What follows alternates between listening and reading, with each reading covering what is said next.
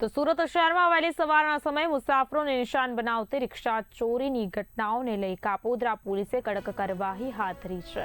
બસમાંથી ઉતરતા પેસેન્જરોના સામાનની ચોરી થતી હોવાની અનેક ફરિયાદો પોલીસને મળ્યા બાદ કાપોદ્રા પોલીસે સ્પેશિયલ ડ્રાઈવ યોજી હતી। આ ડ્રાઈવ દરમિયાન બહારથી આવેલા શંકાસ્પદ રિક્ષા ચાલકો સામે કાર્યવાહી કરવામાં આવી હતી।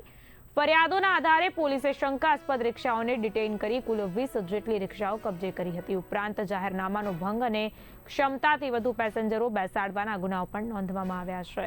કાપોદ્રા પોલીસની આ કાર્યવાહીથી મુસાફરોમાં સુરક્ષાની લાગણી મજબૂત બની છે। કામરેજ વિસ્તારથી લઈ અને ગરનાળા સુધી વરાછા રોડ આવેલો છે, જે સુરતનો સૌથી લાંબો રોડ છે, જેની ઉપર વહેલી સવારે ઘણી બધી લક્ઝરી બસો આવતી હોય છે અને પેસેન્જરો ઉતરતા હોય છે અને પોતાના ઘરે જતા હોય છે અને મોટા પ્રમાણમાં ઓટો રિક્ષાઓ સવારમાં આ રોડ ઉપર ચાલતી હોય છે। ઘણીવાર એવા બનાવો બનેલા હોય છે કે આ ઓટો રિક્ષામાંથી પર્સ ચોરી, કોઈ સામાનની ચોરી થતી હોય છે અને આવા ચોરો સુરતના જુદા જુદા વિસ્તારમાંથી આવી વહેલી સવારે અહીંયા આવું કામ કરતા હોય છે। કાપોદ્રા પોલીસ સ્ટેશનમાં આવી નાની મોટી ઘણી બધી ફરિયાદો આવતી હોય છે, જેને અનુસંધાને અવારનવાર કાપોદ્રા પોલીસ સ્ટેશન દ્વારા વાહન ચેકિંગ કરવામાં આવે છે અને ખાસ કરીને ઓટો રિક્ષા ચેકિંગ કરવામાં આવે છે।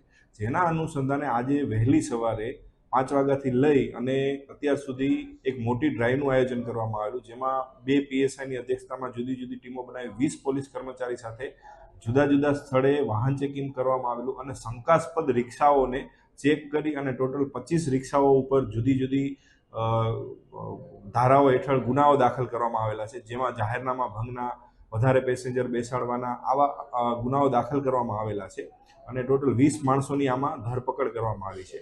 અને અમે જાહેર જનતાને કાપોદ્રા પોલીસ સ્ટેશન તરફથી વિનંતી કરી છે કે ઘણીવાર એવું બનતું હોય છે કે આ રિક્ષામાં નાની મોટી ચોરી થતું હોય છે તો પોલીસ સ્ટેશન સુધી માણસો પહોંચતા નથી। અમારી એવી વિનંતી છે કે આવું નાનામાં નાની વસ્તુ બને તો પોલીસ સ્ટેશન સુધી આપ પહોંચો અને પોલીસને ફરિયાદ કરો।